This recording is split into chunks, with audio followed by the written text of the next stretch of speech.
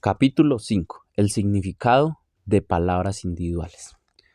Las palabras no siempre se traducen fácilmente de un idioma a otro. Lo que permite que las palabras se traduzcan no es que tengan equivalencias exactas, sino que cada palabra tenga su área de significado. Se puede demostrar esto por medio de la comparación entre la palabra coche con su equivalente inglés coach. Entre los varios significados de la palabra española, coche puede significar un taxi, un carro de mano para cargar, y en el estado de Chiapas, México, un puerco. La palabra inglesa coach puede significar una diligencia, un cochecito para niño, un carro de ferrocarril o el instructor de un equipo atlético. Por tanto, no será correcto en todo caso traducir la palabra coche usando la palabra coach en inglés. Sin embargo, las dos palabras tienen algo en común, la idea de un carro. Por eso, las palabras usadas en alguna traducción de la Biblia en cualquier idioma no representan necesariamente el sentido exacto de la palabra del texto original. Tampoco siempre se incluyen todo lo que las palabras del texto bíblico significaban en el idioma original. Algunas personas han dicho que sin un conocimiento amplio de los idiomas bíblicos nadie debe considerarse intérprete de la Biblia. Aunque esta afirmación es claramente una exageración, encierra una verdad importante, que es preciso entender el significado de las palabras originales para el estudiante que nunca tuvo la oportunidad de estudiar el griego o el hebreo. Hay libros de consulta para ayudarles, libros sobre la gramática de estos idiomas, vocabulario del texto bíblico. Existen en las mejores bibliotecas bíblicas o teológicas, así como en varias librerías evangélicas. Para ver una lista de libros sobre este tema, véase al final del libro, libros recomendados para la biblioteca del intérprete. Como ejemplo de una traducción inadecuada en la antigua versión de Reina y Valera, veamos primero Romanos 10:9. Allí la palabra confesar traduce la palabra griega homologeo. Está compuesta de dos elementos, homo, mismo, y logeo, hablar. Justamente la palabra original significa admitir, decir la misma cosa o estar de acuerdo. Sin embargo, es difícil sacar esta idea de la traducción, que si confesamos con tu boca que Jesús es el Señor.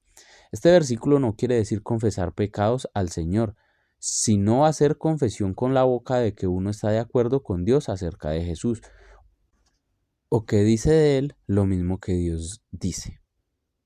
Cuando el intérprete haya captado el sentido verdadero del texto, lo podrá explicar con provecho a su auditorio. La versión revisada y la popular han mejorado la traducción, dice esta última. Si con tu boca reconoces a Jesús como Señor, serás salvo. Lo mismo sucede en la palabra metaneo.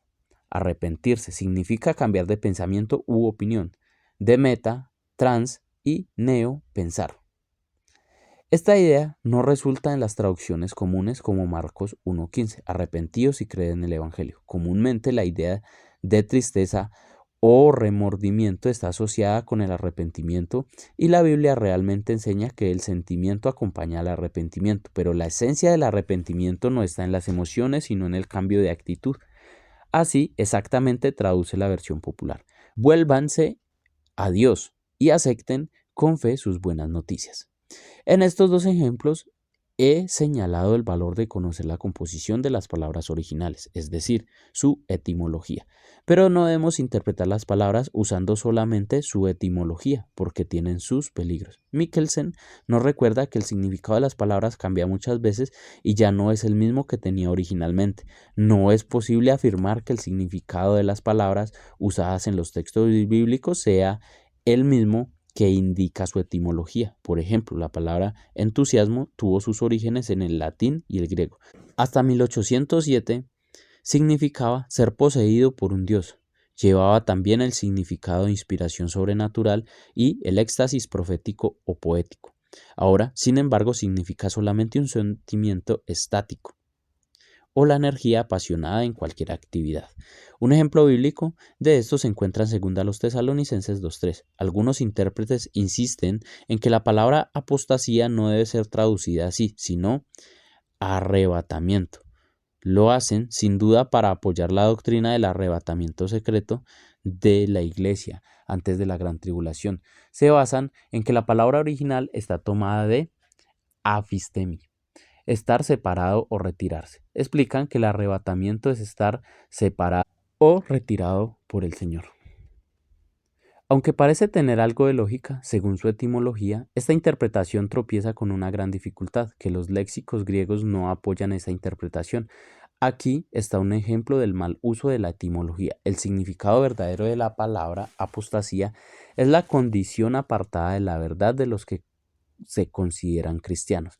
Hay otras palabras que en su traducción carecen del sentido vivo que tienen en el idioma original. Esto sucede porque las ideas asociadas con ellas entre los antiguos no nos llegan transmitidas con una simple traducción. Por ejemplo, Romanos 6:23 dice que la paga del pecado es la muerte. La palabra traducida paga, oxonia, se usaba el salario pagado a los soldados o de las raciones que recibían en lugar de dinero. Comúnmente esa paga era cantidad y calidad miserable. Véase Lucas 3:14. Debemos entender que esa idea va incluida como parte del significado. Sería justo entonces traducir la oración así: el miserable salario del pecado es muerte. En la investigación del sentido original de las palabras debemos notar que algunas eran usadas en un sentido limitado o especial, según la región o la época de la historia. Este sentido especial se llama el uso local o, según los gramáticos, el usus loquendi. Es preciso investigar hasta qué punto el uso local afectaba las palabras griegas, así como las palabras usadas en la traducción. Esto se hace estudiando los pasajes donde esas palabras se emplean. A veces una misma palabra tiene varios significados y el sentido se debe determinar examinando el contexto. Aún así, no es siempre claro en cuál de varios sentidos el autor la ha usado. La versión antigua de Reina y Valera usa las palabras caridad, traspasar, parir y otras, en un sentido diferente del que tienen actualmente. La versión revisada en 1960 las ha sustituido con amor, trasladar y dar a luz. Estos cambios ilustran cómo el uso local de las palabras castellanas es diferente del que tenía en el tiempo de los traductores del siglo XVI. La palabra bautizar es palabra introducida a las traducciones de la Biblia sin traducirse.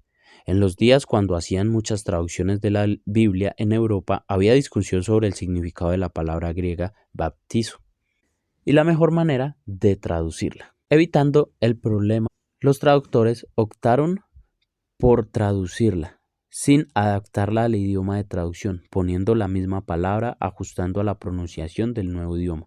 Nadie discute el hecho de que el significado literal de ella es el de sumergir o zambullir.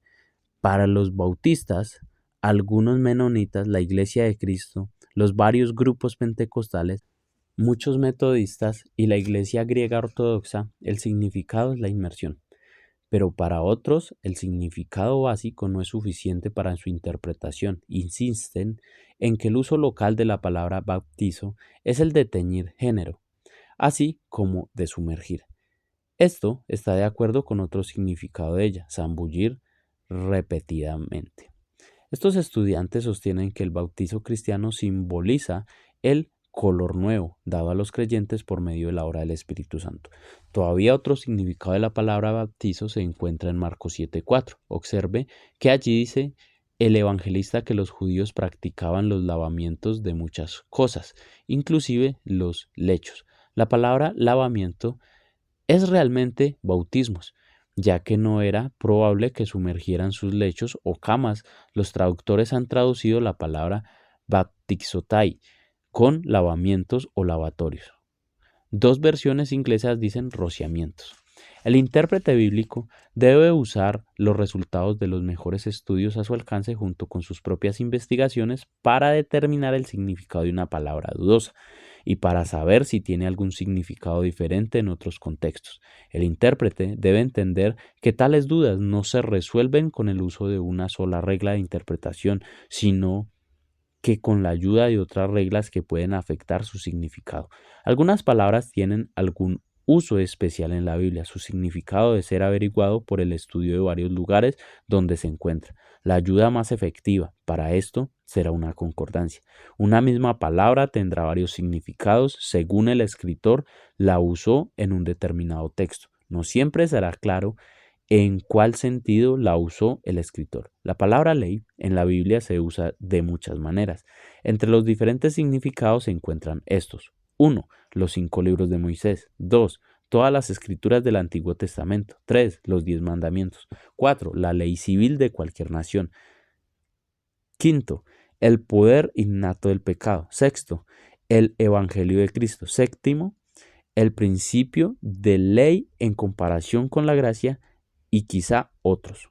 De la misma manera, la palabra carne, mundo, evangelio, espíritu, muerte, justicia, etc., no siempre tienen el mismo significado. Otras palabras, cuyo significado es especial, indican en la Biblia algo más de lo que las palabras originales daban a entender en el lenguaje común de los griegos y hebreos. Por ejemplo, la voz iglesia, eclesia, significa la consagración de Dios y especialmente de los que creen en Jesucristo, pero la palabra fue tomada del uso común, en que quería decir la asamblea compuesta del pueblo de las antiguas ciudades-estado que se gobernaban en una democracia pura. Los ciudadanos eran llamados en este propósito. Según la etimología de la palabra ekaleo, llamar fuera o aparte, pero nuestro Señor tomó la palabra para designar a un pueblo. Desde entonces se ha usado en ese sentido especial. En este caso, la etimología de la palabra es útil, pero Mikkelsen nos advierte que no debemos insistir en darle el significado de llamados por la elección de Dios, como hacen algunos. Aunque es verdad que Dios nos ha llamado así, la palabra eclesia no se emplea con este significado. Otras palabras como bautismo, regeneración, justificación y salud en la versión antigua adquieren sentidos nuevos mediante su empleo por la comunidad cristiana y el Nuevo Testamento. La palabra amor, ágape, era usada como palabra rara entre los griegos, pero entre los cristianos recibió un significado casi original. Los antiguos nombres personales tenían significado especial entre los hebreos, que con frecuencia afectan la interpretación del texto donde se mencionan. El nombre de Noé significa consuelo o descanso. En Génesis 6, 9 y 10 se describe como hombre muy bueno que siempre obedecía a Dios. Entre los hombres de su tiempo, solo él vivía de acuerdo a la voluntad de Dios, versión popular. Sin duda, su padre Lamed le dio un nombre esperando este hijo diera consuelo o descanso a su propio espíritu en medio de un mundo perverso. Felizmente, así resultó. Adán fue llamado con este nombre porque era hombre. Eva recibió su nombre por el hecho de que iba a ser madre de toda la gente. Génesis 3:20.